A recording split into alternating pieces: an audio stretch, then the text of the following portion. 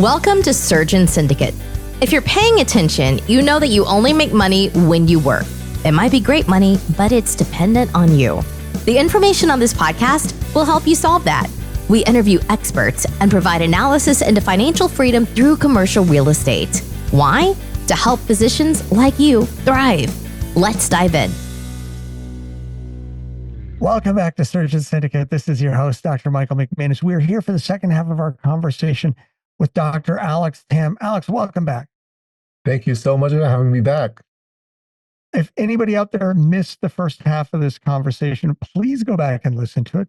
We had a great conversation kind of discussing the different pathway and the different business models that really separate traditional medicine, with me being a surgeon, and Alex doing integrative medicine and being a chiropractor, and maybe how a lot of what we do isn't so far apart, and how we as surgeons can learn a lot, especially on a business standpoint, from chiropractors.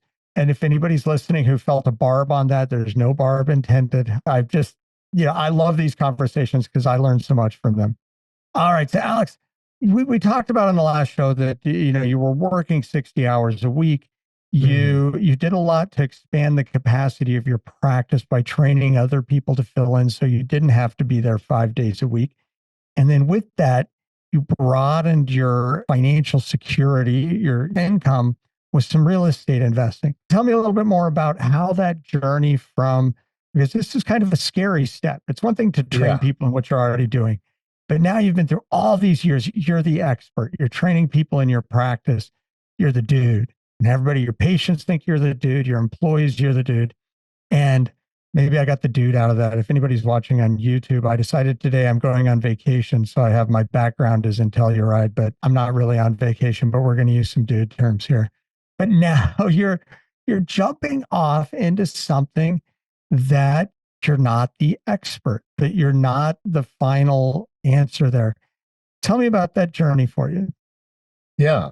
So the journey for that, going from practice into real estate, was really more of, I went to a seminar back in 2018, and it was a business development seminar. And that was the time when they talked about business.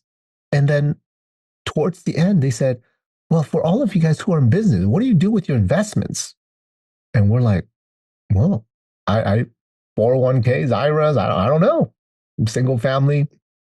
And they started talking about, you ever thought about multifamily? And I never thought about multifamily before 2018 because they always seem unreachable. Like, I wasn't sure if I can put millions down to buy an apartment.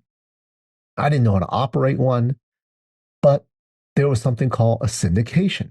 I was like, oh, what in the world is syndication? Never heard the term before. And a month or so after that, we invested in our first multifamily syndication as a passive investor.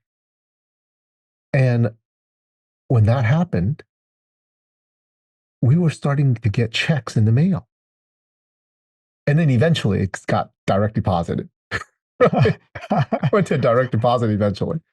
At the beginning, it was checks in the mail. And it was almost funner with a check, wasn't it? Yeah. Because it was like Christmas. You open the envelope and you got to take it. The whole process was more real, right? So from there, I started investing more and more in the passive investments as an LP. As I was doing that, I was telling other doctors what I was doing. But Alex, tell us more about that. Tell us more. Tell us more. And I didn't feel like I knew enough to tell them that much more, except for what I was doing. And I'll say, well, go read this website. Go read Bigger Pockets, right? Go read a website from this syndicator, that syndicator. And they'll read. And then a few months later, we get back into the same conference. And I say, hey, did you do anything? Well, I didn't really do much. I didn't understand. Explain this to me. Explain that. They were asking me what IRR meant, what ARR meant, what NOI was. I said, dude, I don't know any of that. I don't know. And then eventually I said, I should know, right? I should know what those are. Yep. For me, for the first few years was just the know, like, and trust. And I put a lot of trust and like and not a lot of verify. So good thing I picked great people to work with. Eventually, I said, I need to figure this out because so many doctors were asking me on how this stuff worked, and I didn't know. I eventually joined an educational program and then a mastermind where I was now hanging out with other people who were mainly doing real estate and learning the ropes of what a cap rate was. For a long time, I didn't even know what a cap rate was. I heard about it, zero clue what it was. Right? So during the educational process, mind you, I had 2018, 19, 20, 21, 4 years of LP experience. So then when I started learning how to, there's actually roles in multifamily, right? I didn't know that. I didn't know that there was different roles. And I thought I was just going to go learn it and start taking it down, right? Then I realized, oh yeah, I can't do that, not by myself. But eventually there were great teams that were around us that allowed my wife and I to become asset managers, become key principals, play role in that, and then start raising some capital. And in 2022, between JVs and GPs, we got into about 8 deals. Right. And in 23, we got into a few more, and we're looking for a few more this year. But eventually, I got comfortable and got knowledgeable to talk to other doctors about what it is. And now I know from the front end and the back end of how it works. So that's how I got into it. That's awesome. And so out of your initial, you said, the know, like, and trust. And did you ever in your initial investments have any go bad where they promised you 20% return and it ended up being 2? Not you yet. got a capital call? Not yet. Oh, that's Not awesome. Yet. Where did you find the people you initially invested with? Because you obviously did a good job, or you got really lucky, and it doesn't matter at this point.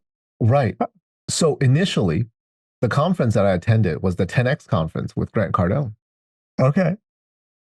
I invested in a couple funds and they're doing well. And then someone told me, you should read this one website. I said, what's this website? I've never heard of this. It says Bigger Pockets. And I had no idea. I said, okay, let me start reading on this Bigger Pockets website. And then I found Joe Fairless and Ashcroft Capital. Right? And then I started investing with them, and those are doing great. Right? Great communication, great teams. And I just invested with Cardone and Ashcroft for 4 years. That's all I did. I didn't touch anybody else. So so Cardone is pretty easy to find because he's out there. I mean, that's what he does. He gets found. He doesn't get found. He finds you. and he's got a pretty good track record. So how'd you find Joe Fairless? I found Joe Fairless after reading hours of forums about who's the most trusted syndicators to invest with. And between him and Praxis Capital, they kept popping up. Ashcroft and Praxis, Ashcroft and Praxis. Right? And it turns out Praxis is only down the street from me in California. I later on talked with Praxis, right? And they said, how come you didn't choose us? And I said, because it was very simple. You guys are both great. Ashcroft offered monthly distributions. You guys did quarterly. And I said, I wanted to pay quarter. I wanted to get paid monthly because I was so used to it with Cardone. Oh, okay. Right? Because I was doing Cardone for about a year before I ever started mixing it up with Ashcroft, with Joe. So how much when you started with Cardone, how much due diligence did you do with them? Did you have a bunch of investor calls? Or you just decided, if I'm going to do this, this is the place I'm going to jump in and got to So jump in I've been somewhere? following Grant Cardone from 2016 to 2018. So I already trusted him with a lot of the business stuff, Okay. Because you had right? done the business stuff and it I've worked. done the business seminars. I've done the business stuff with him. And you did. So you went to his seminars and you implemented his stuff and it Yes. worked. So you're Yes. like, okay, I think he knows what he's talking about.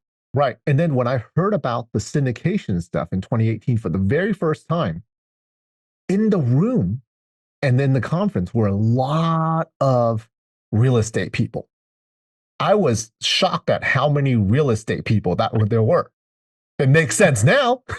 Yeah, now you At the time, I had no idea. So I probably talked to 10 to 15 other professional, full-time commercial real estate people, and they all have invested with Cardone and have had great experience. Like I wasn't just going to talk to his team, right? Yep. So then, and it was from forums. So you read forums, which is basically community intelligence. I mean, Yes. that if you're like, okay, if all of these people who are doing this passive investing thing and talking about it, and they all have positive things to say, it's kind of like a vote. Like everybody keeps voting for them. Right. When you decided to go with Ashcroft, did you call them or did you just sign up? So I read forums and then I chatted with Travis, right? Travis Watts. Okay. And so after you did chatting, Travis yeah. from the forums or from the podcast? Travis Watts, he was working for Ashcroft, right? So he was Okay. investor relations. So he Okay. then called me. And then I kept reading and I call Evan, who was part of their team as well. Yep. And then from there, I said, okay. Then I felt comfortable enough knowing asking, because all I had was the experience from Cardone. So I started asking them about Cardone's questions, and I'll start throwing it at Ashcroft and be like, hey, let's see how they answer it, right? And they were really transparent, 100% transparency. They were like, hey, yeah, this is the deal. Here it is. Here's the address. Here's what's happening. Here's the numbers. And I said, okay. And on the forum, people who have invested with Ashcroft, there was this one guy. He invested with them 3 different properties. He actually flew to every single property and walked with the property manager. Oh. And this dude had pictures of him. And back then, AI wasn't out yet. So it's hard to generate some of those, right? To pick a random dude who has a lot of posts and do that. So it almost made me seem like, okay, this guy seems like he's credible and he seems like he's done his due diligence. And there's multiple real people on forums. Because you see them on the forum, and I went to check their social media and LinkedIn to make sure these are legit people. Okay. So you did a little bit of background check. A little bit of digging, right? Hey, is this person real, or did they strum up 400 people, or just to talk good about them, right? So at this point, have you met Joe? I have not. Oh, okay. No. I'm still trying to go to my first best ever conference, and I wanted to go in 21, 22, 23. And then this year, I have another conference the week after. So I wasn't going to be gone for 2 weeks in a row. Okay. So I couldn't make it this year. It's a great conference. I've heard it's one of the best. Are you going to go this year? No, I couldn't because I have the same same week after, I have to go to Cincinnati with our other partners. With Praxis? No, because I've joined another group in Cincinnati where we look at a lot of the Cincinnati areas. Multifamily? Multifamily. Mm-hmm. So who's that with? Compounding Capital Group.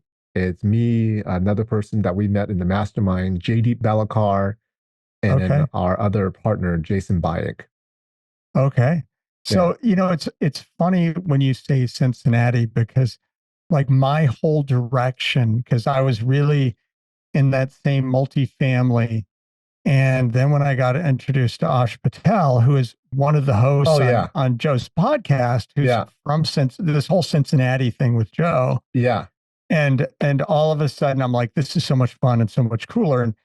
And it was like this hard exit off the multifamily freeway and off to doing retail and industrial. And like, this is so much more awesome over here.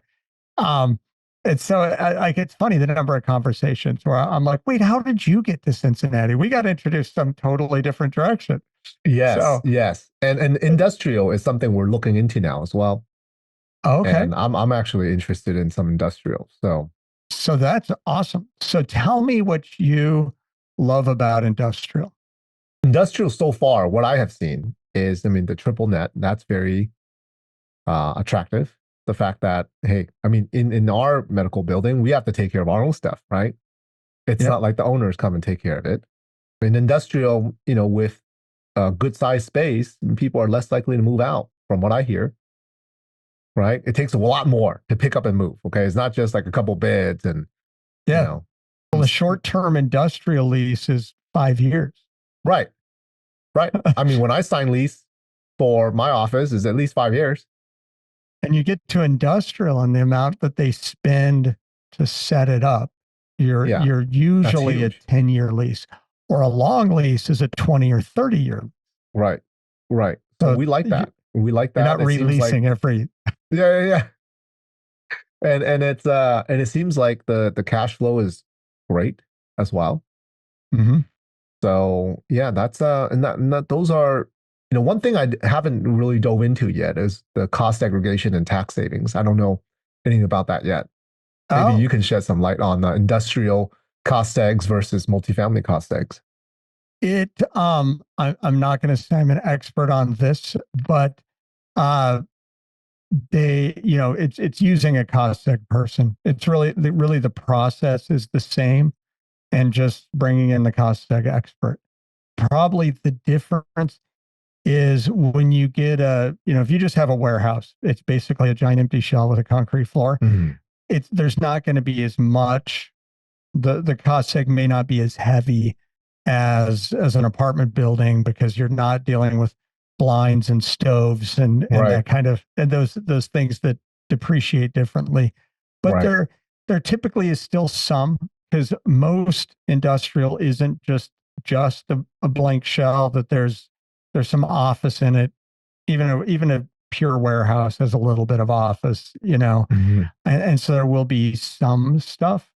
Yeah. When you get into retail, there's a little bit more typically, but the process for a syndicator is kind of the same. You get a quality cost seg person, and they do Yeah. your cost seg. And right Yeah. up front, you can ask them like, "Well, what are we looking at here? Compare this for me," and they'll be able to tell you right off the top, just kind of some broad guidelines on how that will be different. So Yeah. Yeah. So that's why we're looking into it, So it's definitely awesome. a possibility. That's funny. Right before we were on, I was just I had these calls all morning, and my brain was kind of cooked, and I'm like, I gotta go do something. I went for a walk, and I got a little office in Green Bay. Green Bay is an industrial town, so it's right on the edge of an industrial warehouse district. So I was just walking amongst the factories and warehouses, so which I like. There you go. I would rather own. So so now you're starting to make this transition. So something I did want to bring up is and not that it's a bad thing, but a little bit of luck. And I love the transition you're making is, it was a great time to be investing in multifamily from 2010 probably through when interest rates changed. And so there were a lot of people syndicating who it was hard to fail. It was like flipping homes when Yeah. prices are going up. You could do it wrong and you win. But the great thing is, because of who you invested with, as interest rates changed, you didn't feel the pain that some people out there who Right. didn't invest with the same quality of people. And but what I love that you did is, the know, like, and trust.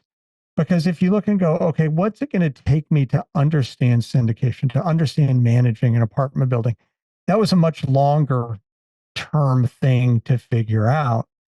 But to do your homework on the people and find the right people. And now you probably know Joe Fairless's backstory. I'm fortunate that I got an interview with Joe from the Invest Beyond Multifamily conference that's on the podcast. So if anybody doesn't know who Joe Fairless is, go back and listen to it. Listen to Joe's story, because Joe's first syndication was a train wreck. And he basically, as the quality of person he was, he, through his future success, still paid back his investors every dollar that was lost in the first deal and all the money he'd promised them as returns. And there are very few people in the world who operate that way. So, Right. Total respect. And because of, kind of my entry into it, it's funny. Joe still is like this mythical person. I've met him several times, most down to earth guy. And I feel like I'm meeting John Elway every time. Like, oh, John, going to the Hall of Fame. But it's silly, but it's, a lot of respect for the guy. So, Absolutely. all right. So back to your journey. So you met the right people, you learned the stuff. Now you're actively investing. Mm-hmm. Before you made that switch, if you look back at your journey as a passive investor, if that a doc came to you now and said, tell me about this passive investing versus that doc who came to you in the early days, Yeah. what advice would you give him? Because doctors, probably as a whole, are untrusting. They like you said, they like being the expert. You go read a little bit and you're like, oh shit, this is over my head. And you kind of stop and be like, I'm just going to leave it in my index fund and not mess with it. What would you tell those doctors to help them move down this road of seeing a little better returns, diversifying their portfolio, all the great advantages of real estate? We'll get back to our show in just a minute, but first I want to offer you an opportunity to accelerate your learning. My life changed and my ability to start becoming work optional changed when I gained the people and the knowledge to start investing in commercial real estate. One of the key people there was Ash Patel and joining his Invest Beyond Multifamily Mastermind. Well, that mastermind is no longer open, but for a fraction of the price, Ash has now made a course. And this is probably the most valuable set of information and quickest way to move along your learning curve. So if you are interested in actively investing in commercial real estate and retail and industrial and office, I would recommend this course to you. We're going to include a pre-sale link both in the show notes. It'll also be on the surgeonsyndicate.com website.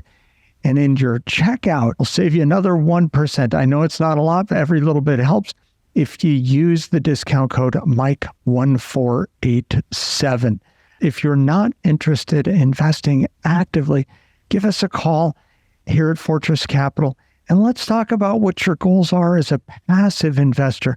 But it's time to stop listening, start acting, and let's move your future forward. I would say that the first thing is, depends on what their goals are, right? Before I was be like, oh yeah, you got to invest in this. This is the best thing ever. Now, with more education, the maturity level I would ask them is, let's talk about why you want to invest.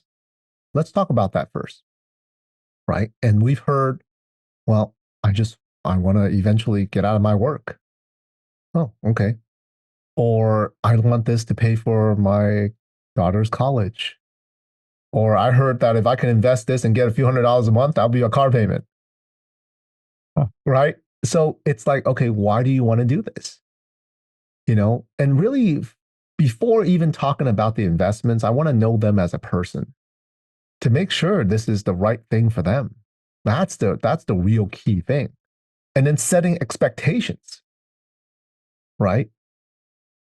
Some of the things that people can ask me and they'll say, well, Alex, what's the worst thing that can happen? And I'll just tell them, you can lose all your money. That's the worst thing that can happen, right? Worst thing that can happen, you lose all your money. You're not going to lose more than you put in, right? This is not it's not leverage like that, but you can lose all your money. And they're like, whoa, well, that's really straightforward. And I said, yeah. I said, I want to be truthful to you. I don't want to lie and be like, oh, well, the worst thing that could happen is 1%. No, the worst thing that can happen is that you can lose your money. But here's the thing. You can also do that with stocks, right? And funds, and people lost all their pension back in 2008. Yeah, you could be in a state teacher's pension fund. Right. And gone. right? So I said, but also at the same time, let me tell you the benefits as well and how we mitigate against that. Let me tell you about our team. And at the end of the day, if you got to decide if our team's the right one for you, I'm not going to help you decide. Just like patients, we'll give them the options. Here's your problem. Here's what the best options we have. You get to decide if this is the right option for you. Talk to other players in the area as well. Talk to other syndicators to see. Right? You find a lot of them on bigger pockets. Did you ever have somebody that you talked to and said, I don't think this is for you? Well, the ones who I don't believe this is for is when they have unrealistic expectations. And what I mean is, the ones I said, "Oh, you're probably not gonna, want to do this," is they're expecting. They said, "I want a minimum 10% cash on cash, and at the end of the exit, I want 20%. I don't want to get any less than that. Can you guarantee that?" They'll say, "Can you guarantee that?" I want a verbal guarantee that this can happen. I said, here's the thing. I said, no one who are righteous or who want to do it right will guarantee this. Investments are never guaranteed. Heck, as doctors, we can't guarantee the well-being of a patient. Mm-hmm.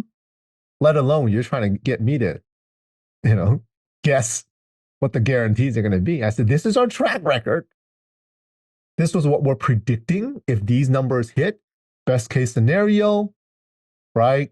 Middle of the road, possible worst case scenario. And this is what we're going to do to make sure we get the best returns as possible. And the ones who said, well, I won't do it until we get that. Then I said, then this is not the right one for you. What do you find is the biggest holdup to people who it meets their needs? They're like, yeah, I understand. I've seen my 401k drop by 20%. I understand it's not perfect. I like a lot of these things, but they won't pull the trigger. What do you find is like one of the biggest things to not pulling the trigger? They fear the unknown. They fear that even though there's statistics backing it up, they fear the unknown because they don't know. And a lot of times it's due to their past. Somehow they got into something that they didn't know and they got screwed over. So I'll ask them.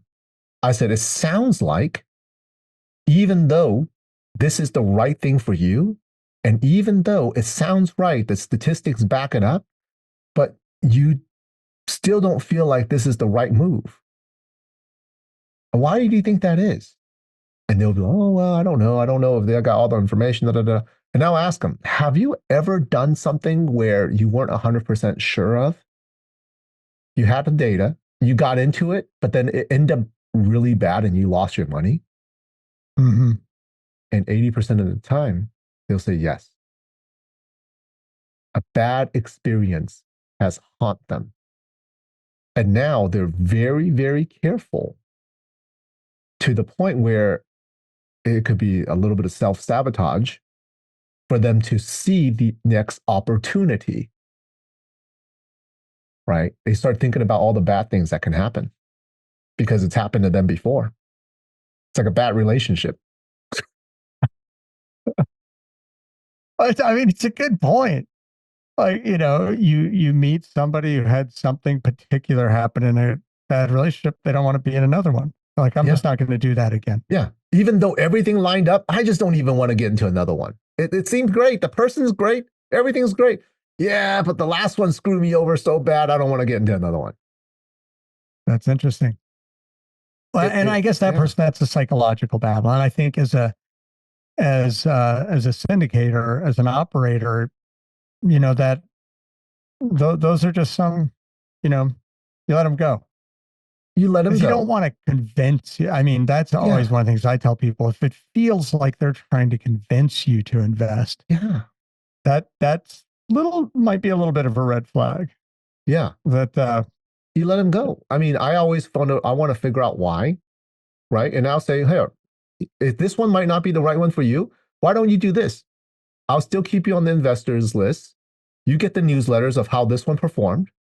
And you'll see after a year or two if what we've talked about in this conversation comes true. Right? And then if you feel like a couple years down the line, you feel like you're ready again, then reach out to me. That way you'll know what I've told you on this stat sheet of what's going to happen. Since you're going to get the newsletters anyways and the communication from our investors 2 years down the line, keep this. But as we send out quarterly emails, let's see how well it matches. Yeah. Right? And if, hey, that's the only way.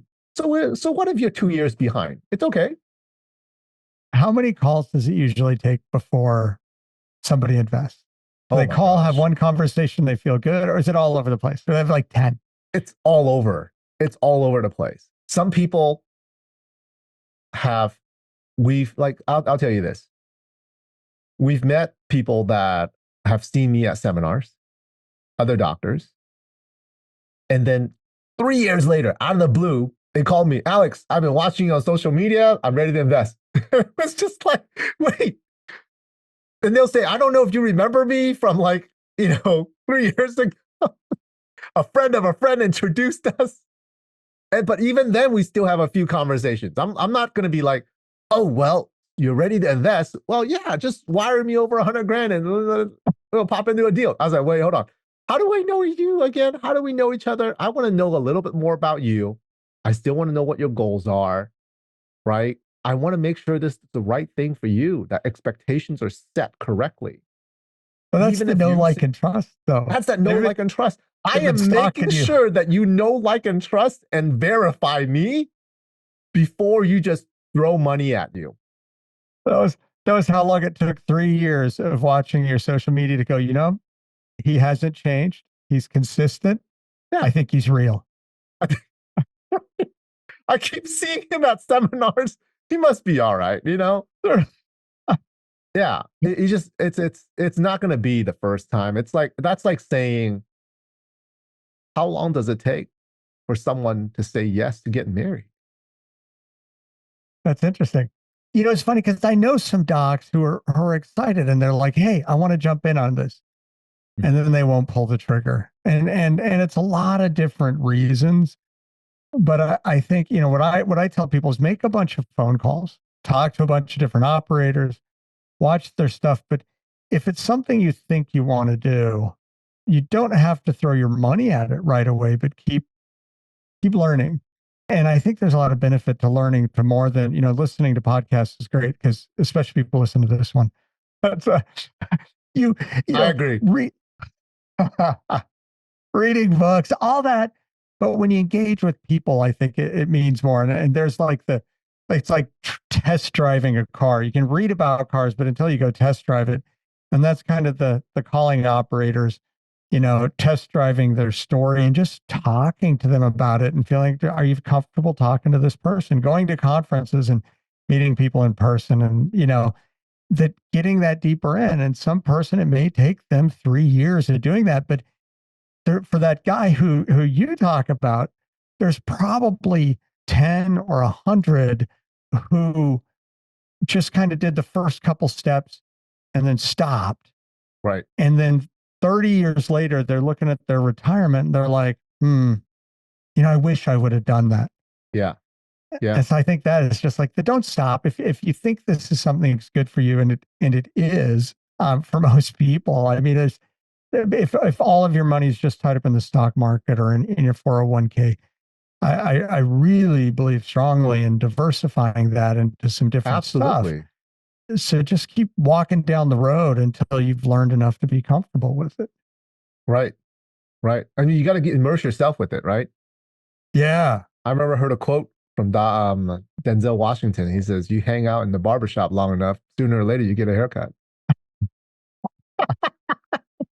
That's great. You're like, okay, I think this guy could cut hair. Yeah. How many examples did I need? Did I see 2 guys come through or did I see like 2,000? Right. Right. And everyone needs to see different people. That's great. Well, is there anything we haven't covered that you'd like to share that you really think people should know? I think we've covered quite a bit. another thing that we started doing about 2 years ago, shortly after we got educated in real estate, was I started a virtual assistant agency to help other doctors and other real estate professionals work with virtual assistants. And that's been a huge part of my life, incorporating virtual assistants, into my life in the businesses. We have, just working for me, we have 12 virtual assistants that work for me. We have about 25 to 35 other virtual assistants that work for other people full time. So I think I just want to share that with people, is that the power of getting help and knowing how to delegate, automate, and systematize your life is so important. That's awesome. I hired my first VA 2 months ago. Oh, that's awesome. And yeah, it was this huge hurdle. I think I thought about it for 2 years before I did. Yeah. And if I could look back, I think I journaled about this morning. Like if I knowing everything I knew now, what would I do different? I would go back while I was still working full time and had this great income and start looking at things I want to get rid of and hire a VA to do it. And you may not, it was such a scary thing, especially to hire somebody working in another country, but it's kind of the same thing as working with the syndicators, is talk to some people, find somebody you trust, find a service you trust, and and then hire somebody. You can hire some people talk about super low money, but $10 an hour is, or 8 or whatever you're comfortable with, and do it for a month. Get your feet wet. Yeah, for most physicians, you can hire somebody for a month at $8 an hour, and you didn't just ruin the budget there, and even work through, get a new one every month until you find one you like. Yeah. And all of a sudden, all these things that were like such a nuisance to do, or you couldn't quite get done, you can just hand off. And then next thing you know, like we're already talking about, okay, what's the next person going to do? Right. There's so much you can accomplish that doctors just don't have time to do. That's always an excuse. I don't have time. Even if it's things like ordering groceries to be delivered to your house, booking a plane ticket. I mean, a true personal assistant. It's the amount of time we spend every week on things that you could hand off to somebody else.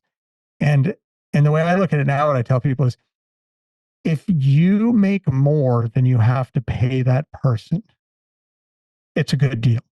That's right. I don't know a single doctor makes under $10 an hour.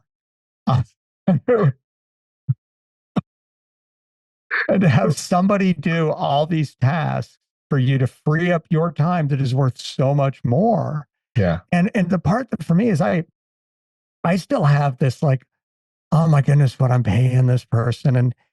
And she told me the other day, like, I am so glad I have this job, because I used to work in a call center at night for AT&T or somebody, or some just big company. And it's so great because I get to work from home. I don't have a 2-hour commute into the city. Yeah, that's big. The commute is crazy. Yeah, and it's like this such a wonderful job, and I'm like, oh, and that you can transform somebody else's life by paying them what seems to you like hardly any money to transform your life. That's a win-win. Yes, I agree, 100%, 100%. And you pushed my button on that one, and off I went. Yeah, and what you said is so true, that it's like an investment, right? Because most people have to see that as an investment. It's not an expense, and it's an investment. One of my mentors told me, he says, people's free, because what you pay people, they will get you back in multiples in return. If they don't, they're the wrong person. Yep. Right? So in reality, the people didn't cost you anything. Absolutely. Absolutely. Yeah. So, well, that's great. So that's part of what you do as a business now too, is hook people up with VAs. Yeah. So we got real estate, the integrative practice, and VAs. That's awesome. What's great about that for you is you're no longer dependent on one business. If one business has a bad year, you're like, the other ones are still making money, and there's that diversification. Right. Right. And then that was one of the key things, Dr. Mike, was to have our real estate cover our expenses so that we could truly be financially independent. Right. And when we were able to achieve that about a year and a half ago, I didn't even know that was a thing, but we did it. Right. And that was a big weight lifted off our shoulders as a family, but it made me even more passionate about what I was doing because I truly feel like I get to do this, but because I don't have to, but I get to. And that's a whole big mind shift right there. It is, and it's interesting. I had this conversation with my wife last night because we never really looked at it this way until somebody had told me. They're like, listen, right now, and we've got a reasonable nest egg, but they said, what do you think it would take? How much money would be the bare minimum for somebody to never work again? And I forget, I threw out a number. And then we walked through this little exercise because of some people that we both know, as we talked about what's their living expense, that they like when he moved to Colombia and, or the Philippines. And so, and now because their cost of living is pennies, they never have to work again. Like they didn't have to put away that much money. And so the question was, so what's the bare minimum? And so then the exercise was, okay, how much money do you have in your investments, your bank? What's your net worth? Even if it's not liquid, because we're not going to spend it all tomorrow. What lifestyle could you have that you would never have to work again? And so we went through this, like, where could I live? What do I want to do every day? And then you realize, like, wait, I never have to work. I never have to work again right now. Like there are places I could move to in the world with the money I have now and live a reasonable life that I'd be okay with and never have to work again. And my wife's like, I'm not moving there. And I said, that's the whole purpose of the thought process is to realize, okay, that this is available to me. And then you work up from there. Well, where do I really want to live? What do I really want to do? But once you know that there's a pathway that if you don't like the path you're on, you're 60 hours a week, and the paying for a Maserati, I don't have a Maserati, but I saw one yesterday, that there's a pathway that if you're done, you could just be done. If there's amount of freedom that comes with that, it's like, oh my goodness, huge. I could just quit. I could drop it all. Yeah. No, that's pretty cool. That is pretty cool. And it clears up that freedom to then build other pathways that you can now add layers on top of what's possible. I agree. While being free. I agree 100%. That was awesome. So you keep saying these things that set me off, and now I want to talk too much when you are the guest on the show. Alex, anything else you'd like to add for our listeners before we finish up here? No, I think we covered like almost a whole life journey. That's great. So now we know, like, and trust you. That's it. All right. So we will put all your social media links in the show notes. If somebody wants to reach out to you and get a hold of you, what's the best way to do that? I am very active in our LinkedIn and Facebook Messenger. I think that's the best way. Okay. Emails. It's not the best way, but you can still email me at alexzephyrequitygroup.com. I like that interaction, right? I like us to hop on a phone call, hop on a video. So I really get to know people, whether they want to chat about real estate, they want to talk about business, they want to talk about VAs. That's my 3 jams, right? I got 3 things that we can really talk about. Being a father, being a dad. Yeah, that too. All right. Reach out. So you can reach out through LinkedIn, get set up, do a Zoom call, and get to know you. Absolutely. Thank you for being here. This has been a wonderful conversation. It's been great for me. I've learned a lot. I hope it added value to all our listeners. Everybody out there, thank you for joining us on this episode of Surgeon Syndicate. We'll see you next time. Thank you. We'll get back to our show in just a minute, but first I want to offer you an opportunity to accelerate your learning. My life changed, and my ability to start becoming work optional changed when I gained the people and the knowledge to start investing in commercial real estate. One of the key people there was Ash Patel and joining his Invest Beyond Multifamily Mastermind. Well, that mastermind is no longer open, but for a fraction of the price, Ash has now made a course. And this is probably the most valuable set of information and quickest way to move along your learning curve. So if you are interested in actively investing in commercial real estate and retail and industrial and office, I would recommend this course to you. We're going to include a pre-sale link both in the show notes. It'll also be on the surgeonsyndicate.com website. And in your checkout, it'll save you another 1%. I know it's not a lot, but every little bit helps if you use the discount code Mike1487. If you're not interested in investing actively, give us a call here at Fortress Capital, and let's talk about what your goals are as a passive investor. But it's time to stop listening, start acting, and let's move your future forward. This has been an episode of Surgeon Syndicate. If you got value from this episode, you know other surgeons are hungry to become job optional, and you can help them by sharing this content today. Schedule a call and we can make a plan. Looking forward to having you with me on the next episode.